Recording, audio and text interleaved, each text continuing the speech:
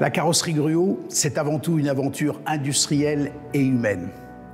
C'est aussi l'histoire d'une entreprise familiale qui, en l'espace de 130 ans, est passée de l'hypomobilité à l'automobilité pour devenir, au fil du temps, un acteur majeur dans son métier. Ce métier de carrossier, il est passionnant, il est motivant par la diversité non seulement de ses produits, mais aussi de ses clients. Il est aussi enthousiasmant, bien sûr, par les hommes et les femmes qui composent cette entreprise.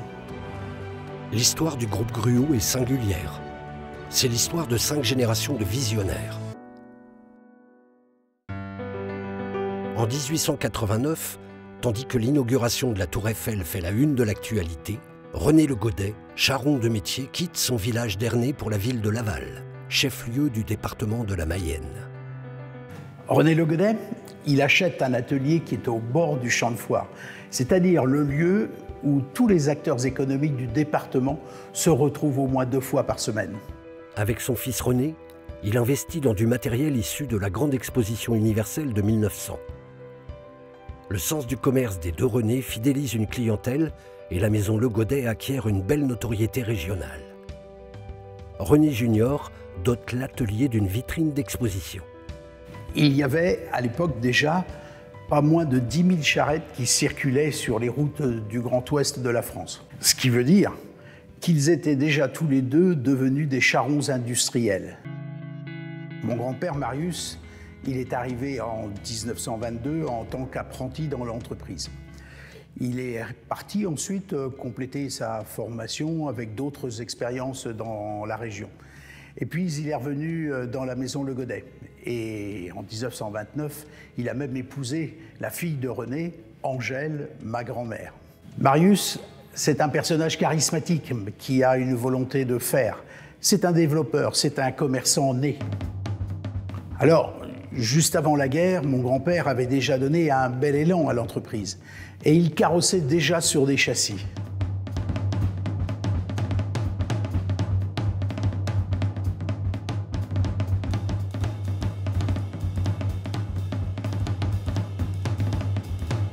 À la sortie de la Seconde Guerre, mon grand-père a ambitionné à ce moment-là d'exposer pour la première fois au Salon d'automobile en 1949 au Grand Palais à Paris.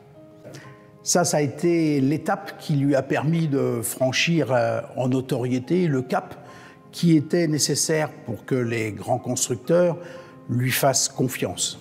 Salon, exposition, concours, publicité, conquête de clients, la nouvelle entreprise brillamment dirigée par Marius devient une référence en France. Ses carrosseries intégrales et profilées, mais aussi ses mini-cars sont très remarqués. Le mini-car, c'est un produit dans lequel mon grand-père a particulièrement excellé. C'est là où il a eu ses plus belles récompenses, et je pense en particulier à la Semaine internationale du car à Nice. D'ailleurs, de très nombreuses photos de l'époque reflètent bien la grande diversité des réalisations et du savoir-faire des compagnons qui était vraiment remarquable. En 1956, pour répondre à son développement industriel, et en particulier à une commande de 250 cars pour l'armée de l'air, l'entreprise ouvre un nouveau site à Laval. Et René, fils aîné de Marius, intègre la carrosserie. Ce marché pour l'armée de l'air, c'était l'équivalent à l'époque de 3 années de chiffre d'affaires. C'est énorme. Ceci a nécessité d'ailleurs le dessin de chacune des pièces, ce qui n'était pas fait auparavant. Et c'est à cette occasion-là que mon père, René, a créé le bureau d'études. C'est d'ailleurs à ce moment-là aussi que la dimension industrielle de l'entreprise a réellement pris son essor. Mais c'est aussi l'époque d'une direction très paternaliste avec le développement des congés payés, les transports organisés pour le ramassage des collaborateurs partout dans les campagnes, mais aussi les fêtes champêtres organisées pour les collaborateurs. De nouveaux marchés importants et porteurs, des flottes de véhicules, des belles réussites à l'exportation accélèrent l'expansion industrielle. Gruaud s'installe à Saint-Berthevin en 1962 dans un nouveau bâtiment de 6000 m² qui avait pour but de produire les caravanes. Et puis ensuite, en 68, c'est la carrosserie qui a quitté Laval pour venir s'y installer également. René prend officiellement la direction de l'entreprise en 1979. Il anime plus particulièrement l'activité de carrosserie.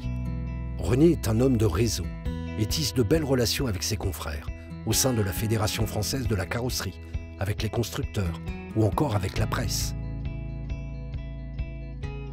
Parmi les plus beaux marchés remportés par mon père René, il en est au moins deux qui ont aidé vraiment à la structuration de la société et à sa notoriété.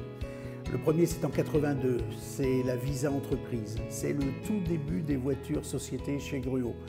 Depuis, et encore aujourd'hui, des dizaines de milliers de véhicules ont été réalisés de tout modèle, mais aussi de toute marque. Le second marché, c'est celui du Gruau DAF.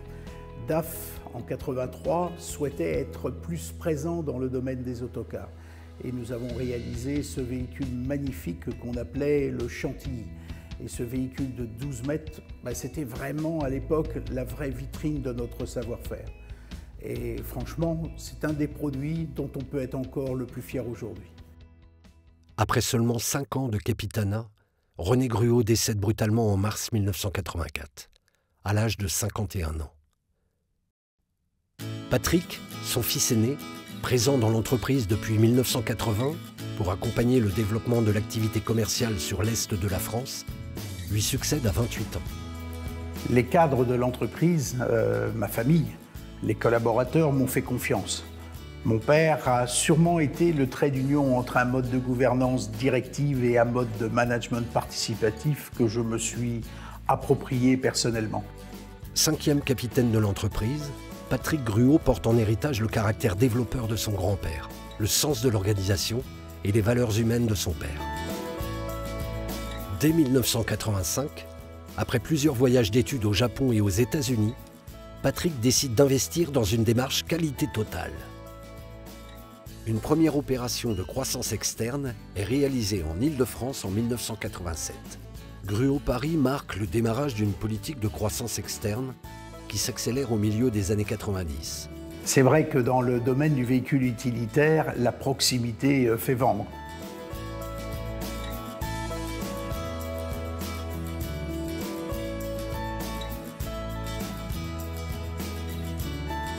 3 ans plus tard, Gruau lancera le premier réseau de distribution de carrosserie en kit.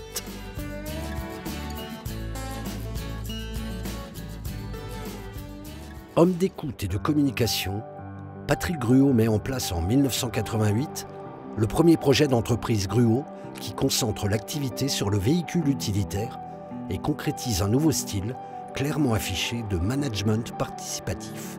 Le projet d'entreprise, c'est un formidable booster pour développer notre activité, mais c'est aussi le garant de notre culture. En 1993, Gruau devient le premier carrossier européen certifié ISO. En 1995, l'entreprise remporte le prix français de la qualité, une récompense qui promeut la notoriété du groupe et illustre le fort investissement en qualité. Le groupe poursuit son expansion par des opérations de croissance externe et élargit ainsi son offre de véhicules utilitaires. Il renforce ses liens avec les constructeurs automobiles et les années 2000 ouvrent la voie de nouveaux territoires à l'international.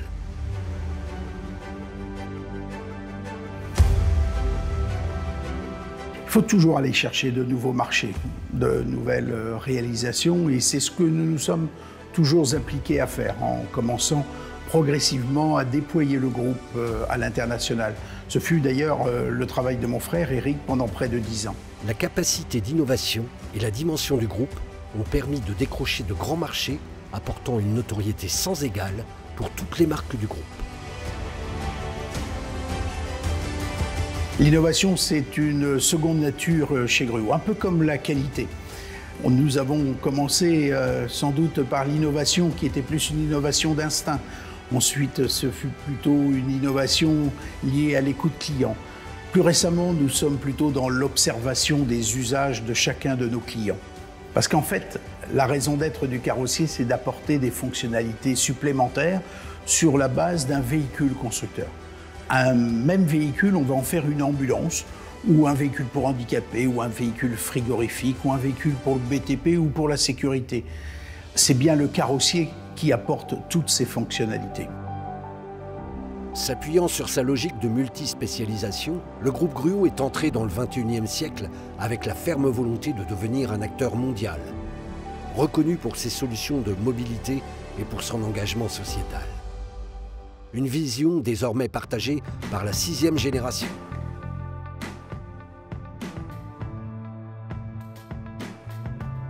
Pérennité, croissance raisonnée, excellence. Nous évoluons dans un secteur automobile complexe, en pleine mutation. On est en train de passer de l'automobilité à la multimobilité. Comme nous l'avons fait par le passé, nous devons continuer à nous réinventer en tenant compte de notre personnalité de groupe familial et indépendant. Une chose est certaine, la réussite de notre groupe est celle des femmes et des hommes Gruau. Je pense en particulier à toute ma Dream Team, à tous les managers, à tous les collaborateurs qui œuvrent au quotidien et qui transmettent le meilleur aux générations futures.